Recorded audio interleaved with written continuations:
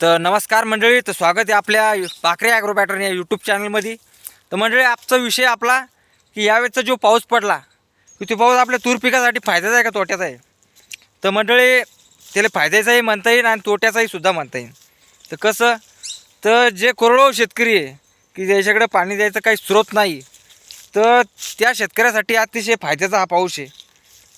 आणि सध्या तुरीचं जे पीक आहे आपलं, ते मोरणीतून आता फुल अवस्थेत त्याचं रूपांतर झालेलं आहे मंडळी. तर आता काही दिवसाचं समजा या 15-3 हप्त्यात या तुरीले आता काही काही ठिकाणी तुम्ही पाहू शकता, हे पहा अशा या शेंगा लागल्या मंडळी, त्या वाद्या होऊन शेंगा तयार होऊ राहिल्या. तर म्हणजे तुरी अशा पानभऱ्या झाल्या. आणि यंदा तुरीचं उत्पादन हे कमी असल्यामुळं भावसुद्धा चांगले राहील, कारण सोयाबीननं आपण पूर्णपणे लंब झालेलो आहे मंडळी. त्याच्यामुळं तूर पिकाचं नियोजन अतिशय महत्त्वाचं आहे. कारण आता हे तूर पीक जर चांगलं व्यवस्थित जर झालं आपल्याला, तर याच्यातून नक्कीच आपल्या शेतकऱ्याला बऱ्यापैकी फायदा झाल्याशिवाय राहणार नाही मंडळी. तर तुरीसाठी आता पहिला फवारा आपण घेतलेला आहे मंडळी. तर पहिल्या फवाऱ्यात आपण एक गॅस पॉयझन घेतलं होतं आणि इमामॅक्टिन शेवाळ्या घेतल्या होत्या आणि बुरशीनाशक थोडं स्टँडर्ड कंपनीचं घेतलं होतं. कारण या दिवसात काय होतं मंडळी की पाऊस पडला की धुई येतीच, आणि या थंडीच्या दिवसामध्ये धुईचं प्रमाण जास्त असल्यामुळं फुलगळ होणे आणि तुरीले जास्त प्रमाणात या धुईचा फटका बसतो. त्याच्यामुळं बुरशीनाशक थोडं स्टँडर्ड कंपनीचं वापरा मंडळी. त्यात तुम्ही बाहेरचं नेटिव्ह घेऊ शकता, प्रॅक्झर घेऊ शकता, त्यातनं सिजंटाचं आमिस्टर टॉप घेऊ शकता, किंवा कस्टोडियामध्ये बरेचसे असे चांगले ब्रँडेड हे बुरशीनाशक मार्केटमध्ये आहे मंडळी. तर तुम्ही अशा प्रकारचं बुरशीनाशक वापरा. कारण आळीसाठी थोडं हलकं जरी घेतलं मंडळी तरीसुद्धा तुरीचं उत्पादन हे सगळ्यात जास्त बुरशीनाशकावर अवलंबून असतं. आणि ज्या लोकांनी तुरीला पाणी दिलं होतं मंडळी, आणि आता ह्यो पाऊससुद्धा त्याच्यावर पडला, त्याच्यामुळे फारसं नुकसान काही अजून आतापर्यंत झालं नाही तुरीचं. पण आता याच्यानंतर आतापर्यंत जी धुई आली होती मंडळी या पाण्यानं, ही वल्ली धुई होती. कारण वल्ल्या धुईनं या तूर पिकाले काही होत नाही मंडळी. तर आता आपण आपल्या शेतामध्ये आणि कोरडी जर धुई आली तर मंडळी अक्षरशः हे फुलं पूर्णपणे गळून जातात आणि या तुरीचं रूपांतर खराट्यामध्ये होतं मंडळी. तर आज आपलं इथं 5 एकर क्षेत्र आहे मंडळी. तर तुम्ही तूर सध्या चांगल्या अवस्थेत आहे आपली.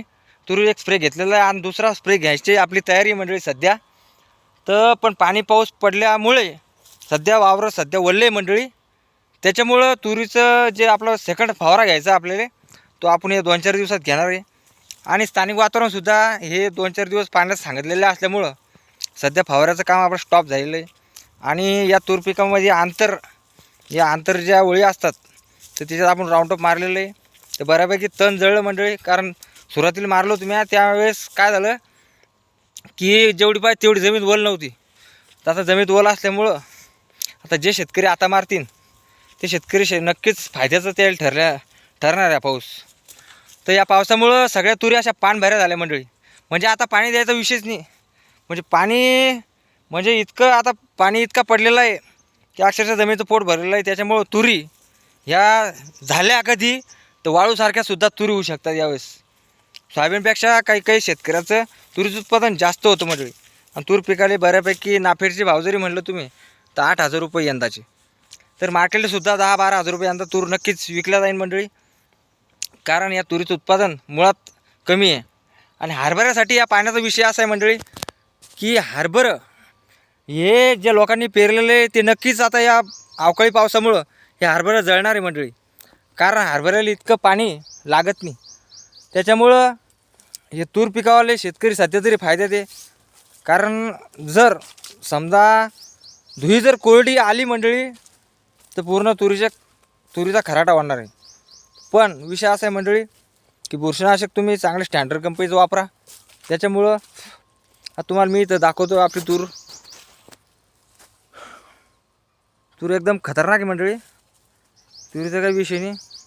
आणि आपल्या मोबाईलची क्लॅरिटी एवढी चांगली नसल्यामुळे मंडळी तुम्हाला आपले व्हिडिओ पटतात का नाही पटत तो पण फार महत्त्वाचा विषय. पण आपला छोटासा प्रयत्न आहे मंडळी की आपलं नियोजन कसं असतं शेतीचं आणि शेतकऱ्यांनी काय केलं पाहिजे या संदर्भात आपली माहिती असते.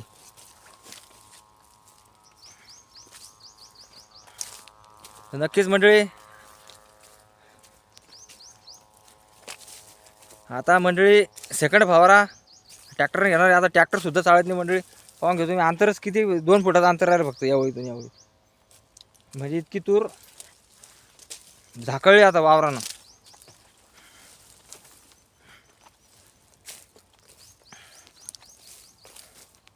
तर धन्यवाद मंडळी. भेटूया पुढच्या व्हिडिओत. जय जवान जय किसान.